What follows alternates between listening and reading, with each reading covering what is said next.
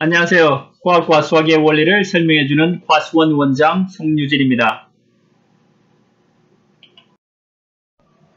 이번 강의에서는 시간에 대해서 변하지 않는 전기 현상에 대해서 배워보겠습니다. 오늘 배울 내용은 첫 번째, 쿨럼의 법칙, 그리고 electric field, electric potential입니다.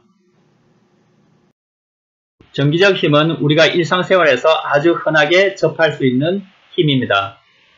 경험을 통해서 전기에는 포지티브 차지와 네거티브 차지가 있다는 것을 알게 되었고, 같은 극성끼리는 서로 밀어내고 다른 극성끼리는 서로 당긴다는 것을 알아내었습니다.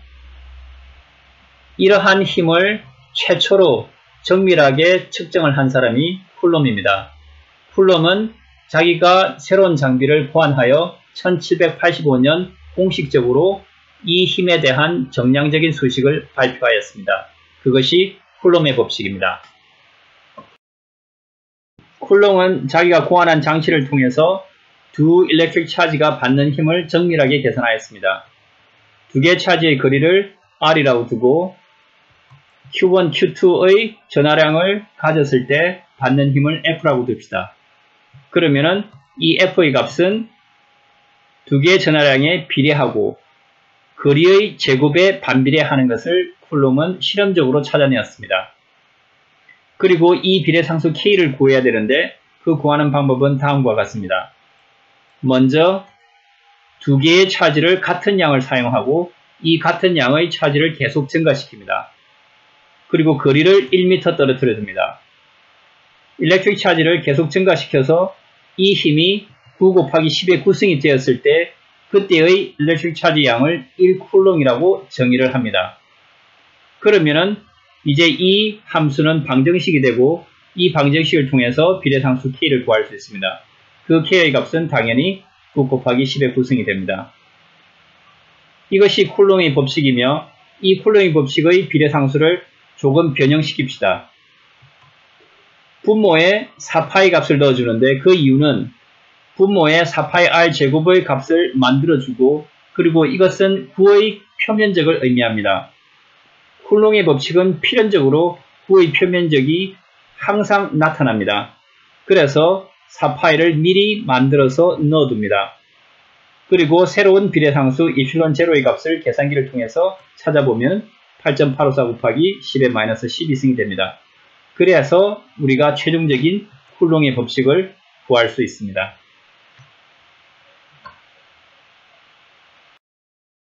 쿨럼의 법칙, 즉 electric force로부터 electric field를 정의할 수 있습니다. electric field는 electric force를 전하량으로 나눈 값입니다. 그러므로 분자에 전하량 값 하나만 나타나게 되는 거죠. 이 식의 의미를 그림으로서 살펴봅시다. 먼저 포지티브 차지가 주어지고 그리고 공간상에 테스트 차지, 즉 1쿨럼의 차지를 가져다 둡시다. 그러면은 이 두 개의 차지는 같은 극성을 띠니 서로 밀어대는 힘이 발생할 것입니다. 바로 이 밀어내는 힘을 일렉트릭 필드라고 정의를 합니다. 일렉트릭 필드는 1쿨럼, 이 받는 힘을 우리는 일렉트릭 필드라고 정의를 합니다. 이렇게 이 테스트 차지를 이 공간에 있는 모든 점에 옮겨 다니면서 각각의 힘을 다 구할 수 있고 그 구한 힘을 그려보면 이렇게 될 것입니다. 그래서 이 힘의 테스트 차지가 받는 힘의 분포를 우리는 일렉트릭 필드라고 정의를 한 것입니다.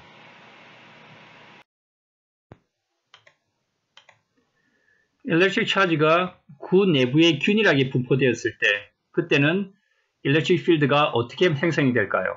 먼저 포지티브 차지가 주어지고 이 포지티브 차지에 의해서 만들어지는 일렉트릭 필드는 바깥쪽에서는 이렇게 만들어질 것입니다. R 제곱에 반비례해서 바깥쪽으로 가면 갈수록 점점점 줄어드는 일렉트릭 필드가 만들어집니다. 그러면은 이제 이 구 내부에서 또 역시 일렉트릭 필드가 존재하는데 이 일렉트릭 필드는 어떻게 생겼을까요? 그것을 알기 위해서 우선 구의 껍질을 먼저 생각합시다. 이 껍질 위에 일렉트릭 차지가 균일하게 분포되었을 때 그때 구 내부에서는 어떤 형태의 일렉트릭 필드가 만들어질까요?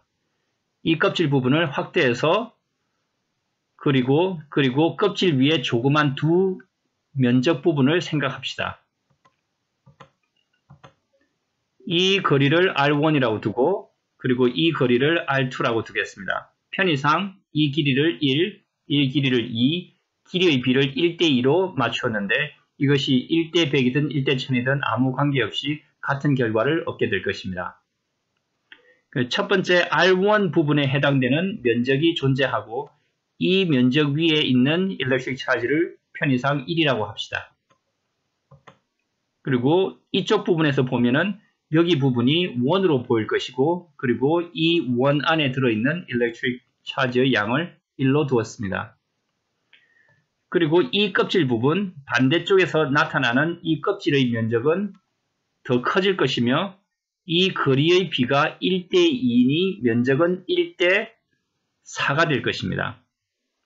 이 두 껍질에 들어있는 차지에 의해서 만들어지는 일렉트릭 필드를 구하려고 하는 것입니다. 그래서 이 교점을 P라고 하고 그리고 작은 Q1에 의한 일렉트릭 필드를 E1이라고 두고요. 그리고 반대쪽 R2 부분에 일렉트릭 차지가 4개가 들어야 되겠죠. 왜냐하면 맞은편에 하나가 들어있는데 거리의 비가 1대2니까 면적의 비는 1대4가 되고 일렉트릭 차지는 맞은편보다 4배가 더 많아집니다. 그래서 Q2는 4가 되고 이 일렉트릭 차지에 의해서 만들어지는 일렉트릭 필드를 E2라고 둡시다. 그러면은 이 E1과 E2의 크기를 어떻게 구할 수 있을까요? 쿨롱의 법칙을 쓰면 되죠. 먼저 E1 일렉트릭 차지가 1이고 거리가 1이니까 여기서 이러한 값이 나타나게 됩니다. E2 역시 똑같이 구할 수 있습니다. 일렉트릭 차지가 4이고 그리고 거리가 2니까 분모는 4가 되는 거죠. 그래서 E1과 E2의 값은 같습니다. 그 이유는 일렉트릭 필드의 분모를 살펴보면은 분모에는 거리가 들어가야 되는데 거리의 비가 1대2 그러므로 분모는 제곱을 해서 1대4가 됩니다. 그 다음 분자를 살펴보면은 분자에는 일렉트릭 차지가 들어가야 되는데 면적이 거리의 제곱에 비례하므로 면적도 역시 1대4가 됩니다. 그러므로 분모도 1대4, 분자도 1대4, 그래서 똑같은 비율로 늘어나기 때문에 E1과 E2는 같습니다. 그런데 방향은 정반대이니까 P에서의 일렉트릭 필드는 0이 됩니다. 일렉트릭 차지가 이러한 구의 껍질 형태로 분포할 때 내부에서의 일렉트릭 필드는 0이 된다는 것을 우리가 알 수 있습니다. 위치를 옮겨서 어떤 부분을 간다 하더라도 똑같은 논리로 P에서의 일렉트릭 필드는 항상 0이 됩니다. P의 점을 옮겨서 다른 점을 찾는다 하더라도 같은 논리로 항상 이 내부에서는 0이 되는 것입니다. 그래서 우리는 이 구 내부 안으로 들어가면 들어갈수록 일렉트릭 필드가 점점점 작아지게 되는 것을 알 수 있습니다. 그래서 중심에서는 완전히 0이 되는 거죠. 구 바깥에, 이 점 바깥에 아무리 많은 차지가 있다 하더라도 그 내부에서는 일렉트릭 차지를 만들어내지 못하기 때문입니다. 반대로 구 중심에서 구 바깥으로 나가면 나갈수록 일렉트릭 필드가 점점점 증가하는 것을 당연하게 알 수 있습니다. 왜냐하면 밖으로 나가면 나갈수록 더 많은 일렉트릭 차지가 일렉트릭 필드를 만들기 때문입니다.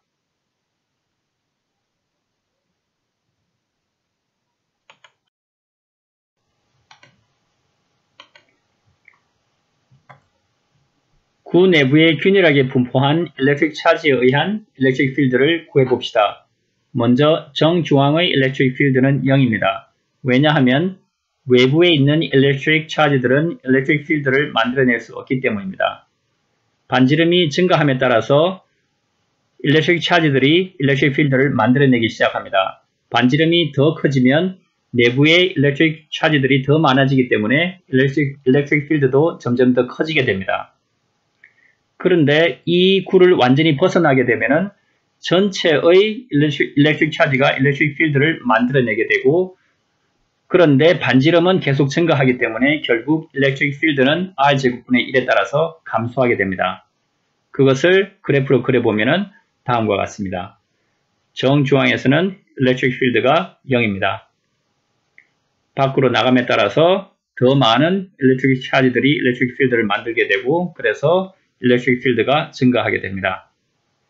9를 벗어나게 되면 R제곱분의 1에 따라서 electric field가 감소하는 것을 볼 수 있습니다. electric field는 벡터 함수이기 때문에 안에 3개의 함수가 들어있습니다. 그래서 이 함수를 다루기가 좀 까다롭습니다. 그런데 단 한 개의 함수만으로 이 3개의 함수를 한 번에 다룰 수 있는 아주 좋은 방법이 있습니다. 예를 들어 보겠습니다. 여기를 스키장이라고 생각하고 스키장의 꼭대기에서 스키어가 출발하고 있습니다. 스키어가 내려옴에 따라서 기울기가 어떻게 변하는지를 몸으로 느끼고 있습니다. 맨 꼭대기에서는 기울기가 0이죠. 평평하고 편안하게 느낍니다. 그런데 앞으로 나아감에 따라서 기울기가 점점 더 가팔라지는 거죠. 기울기가 점점 더 증가합니다. 아래쪽으로 증가하죠. 그런데 계속해서 증가하는 것이 아니라 이 특별한 점을 지나고 나면은 기울기가 점점점 완만해집니다. 그래서 맨 마지막에는 기울기가 완전히 0이 되겠죠. 이것을 그래프로 나타내면은 이렇게 생겼습니다.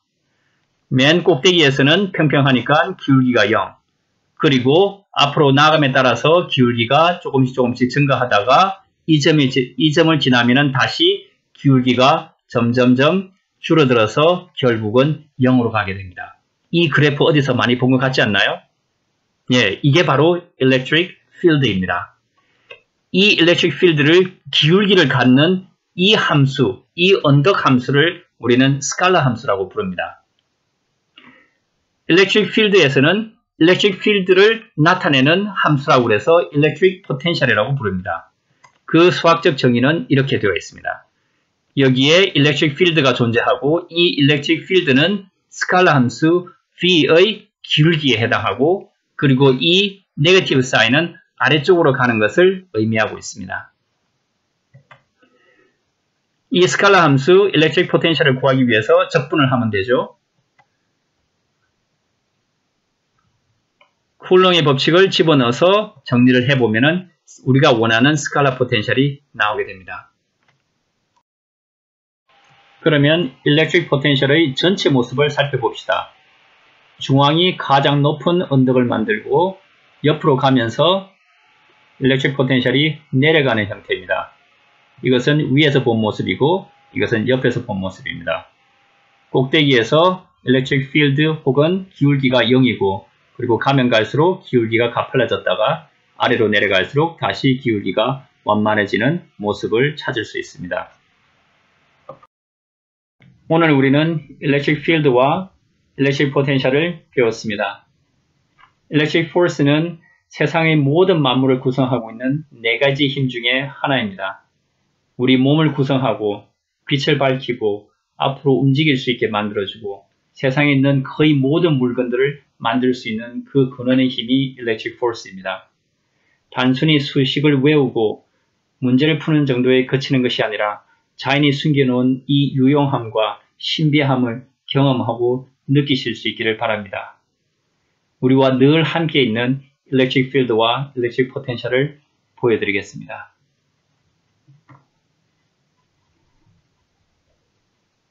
감사합니다.